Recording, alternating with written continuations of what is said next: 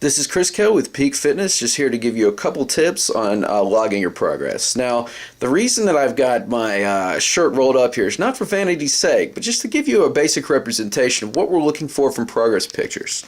All right, now assuming you have maybe a camera phone or a camera like I'm using here, what we're looking for is something that exposes the arms, and that you can clearly see your shape. So, maybe a two-piece bathing suit, a one-piece bathing suit, or something that, you can see physical change. So, what we want for progress photos is I'm just going to take a straight on shot here, and then we're going to just turn to the side, okay, and take one from each side. In doing that, that's going to give you a representation of your current level of muscle tone and kind of the aesthetic view of what we're working with. All right. The other thing that we want to look at when we're charting progress is skin fold calipers and a waist measurements. All right, for the waist measurement, we use measuring tape. We're going to put that around your waist, and we're going to see, what your current waist level is. And then as well with the skin fold calipers, all right, we're going to utilize the calipers to measure 3 spots in your body to give us an analysis of kind of where you are currently.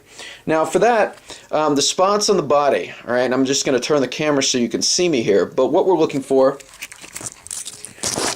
all right, so with the spots on the body, all right, we're going to start out here, okay, with the front here, okay. I'm going to take just kind of a skin fold in front of my belly, right next to my belly button here. We're going to utilize the calipers, just kind of grab it with the calipers, and then as you can see here, we're just going to record the number here, okay. So that might be like 15 or whatever it may be. It doesn't really matter, but point is that you get kind of a skin fold right about here, okay. I'll save you the kind of annoyance of raising my shirt up here, but our next skin fold site would just be here on the side, okay. So once again, we're just going to take a nice skin fold here, just get a pinch like this, pinch it with the calipers, okay, and then measure, whatever that comes out to. The last measure that we're going to take is for the back of the arms, okay, for the tricep. Okay, mainly this one is more for women. For men, we might get a measure on the chest, but with that, what we're going to do is we're going to get it right in the middle of the tricep. So we're going to get it back here.